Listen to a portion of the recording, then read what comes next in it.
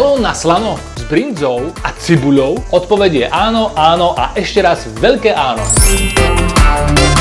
Práve takto sa dá z príjemnej letnej pochuťky pripraviť šalát, ktorý vďaka pridaným surovinám nielen osvieži, ale aj trochu viac nasýti. Tento recept je inšpirovaný gréckou kuchyňou, kde sa červený melón veľmi dobre kamaráti so syrom feta, ale s bazálkovou brinzou to je celkom iná liga. V mojej druhej knihe Moje jedlo 2 nájdete recept na melónový šalát s brinzou ako chutnú letnú inšpiráciu spolu s desiatkami ďalších receptov a ešte viac ich je v celej trilógii Moje jedlo. Všetky 3 knihy objednáte ľahko cez link, ktorý pridávam dole pod video. Podporíte tak to, čo robím a zároveň získate mnoho chutných inšpirácií. Poďme ale na melónový šalát s brinzou.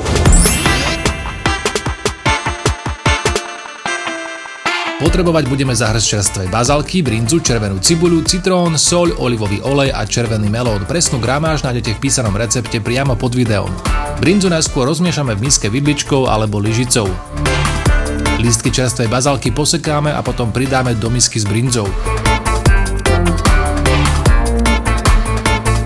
Pridáme čerstvo nadrvené farebné korenie a aby sa všetky chute prepojili, dôkladne premiešame.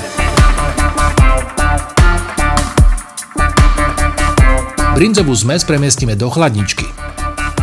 Medzi tým prekrojíme vopred vychladený melón. Ak máte po ruke okrúhly vykrajovač na ovocie, určite ho použite. Pomôže aj malá odmerka, lyžica alebo stačí melón pokrajať na malé kocky.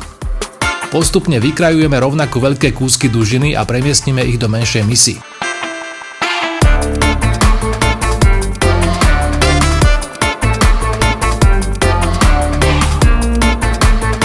Melónové kúsky jemne posolíme a pokvapkáme citrónovou šťavou. Vychladenú červenú cibuľu pokrájame na kolieska, pridáme k melónu a všetko zľahka premiešame. Rovnakou naberačkou rozdelíme na malé porcie aj vychladenú syrovú zmes. Melónovému šalátu veľmi pristane servírovanie vo vysokých koktejlových pohároch na stopke alebo v menších miskách. Začnite najskôr melónovou časťou, potom pridajte syrové guľky, všetko pokvapkajte olivovým olejom a ozdobte lístkami bazálky.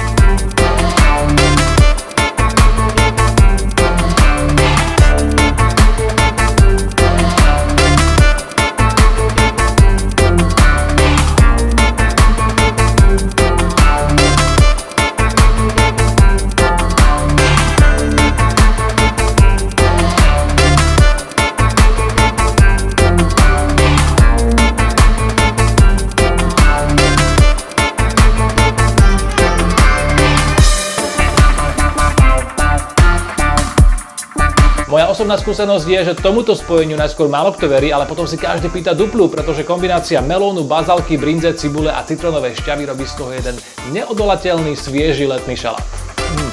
Nič viac v lete nepotrebujete na krátke posedenie. Samozrejme šupnite tam aj metu, prípadne namiesto brinze môžete použiť spomínanú fetu, balkánsky syr, prípadne aj mäkký tvaroh. Jediné, na čo nezabudnite, je všetky suroviny vopred dôkladne vychladiť. Tento recept z knihy Moje jedlo 2 nájdete napísaný dole pod videom, kde je takisto aj link na e-shop so všetkými 3 kuchárskymi knihami za najlepšiu cenu.